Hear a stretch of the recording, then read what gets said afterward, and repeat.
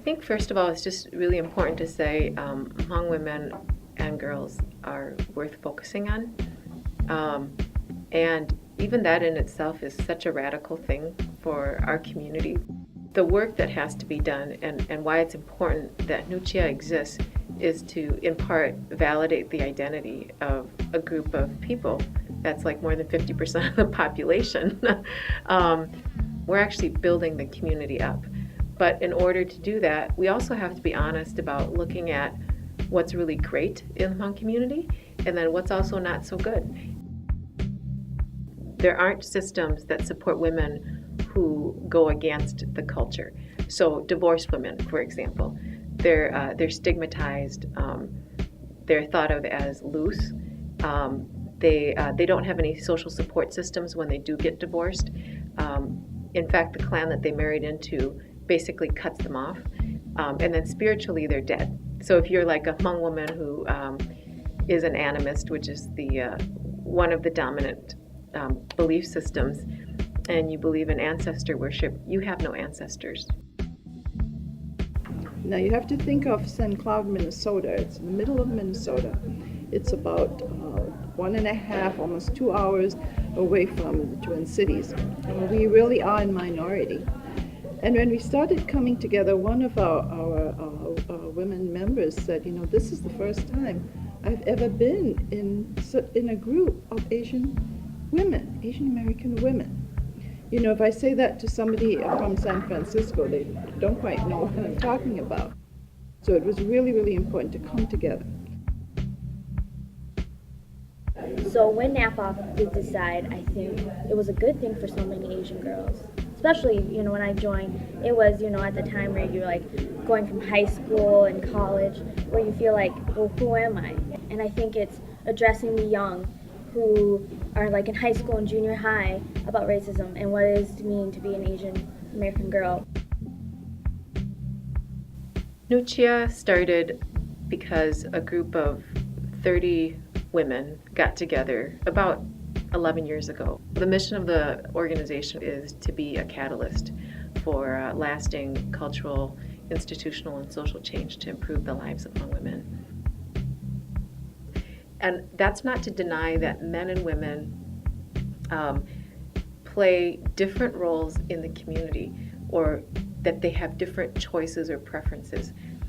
But it does mean that if somebody doesn't do that it should also be okay and that should also be celebrated.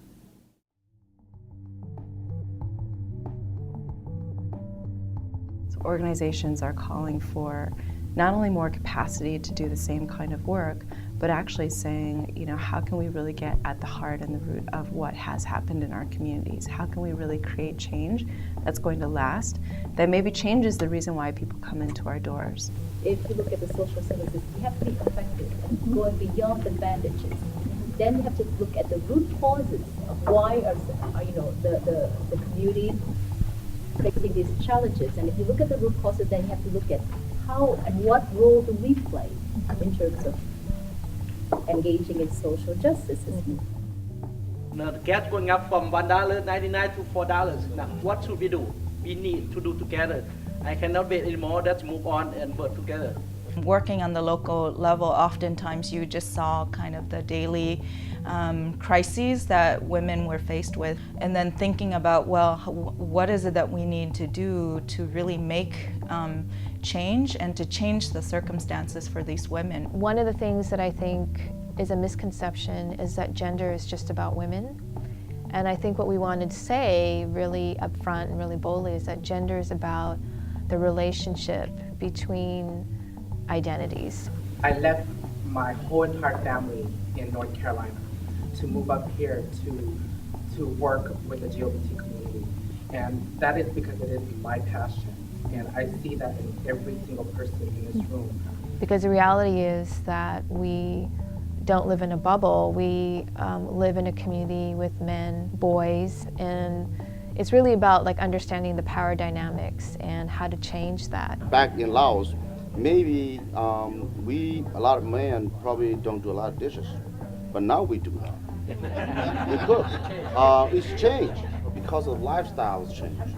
We have to adapt to that. Same thing with women. We can't in our community say it's Hmong men and Hmong women. We have to come together and say it is our Hmong community. And if we want to survive, and if we want to really create that social change, we have to do it together.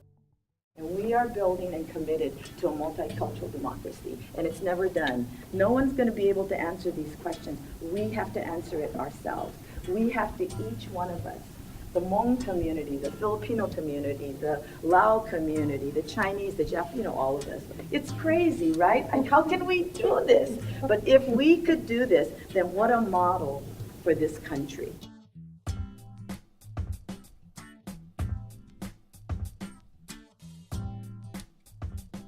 Social justice means to me equal opportunity, equal access of any services. People have a basic right to enjoy all the benefits of being a citizen of the community. I think we can allocate resources in a lot better way so that everybody can have access. It's a value that doesn't only belong in the progressive movement. It's been rooted in like a history of Catholic social teachings. It's been present kind of across communities. Where you see something that's lacking in your community and you make notice, you make a voice out of it, where you decide, this is what I'm passionate about. Because we are showing that we have the talent, and we are showing that we have the kind of legitimate cultural power or concerns that are important for the whole society to recognize. And to me, that's part of the liberation itself, is the power to name what it would mean to be fully living your life the way that you were meant to. There's a power in listening that goes right to the roots of what community building is about and what social justice is about. We need to prepare the soil in order for change to actually happen.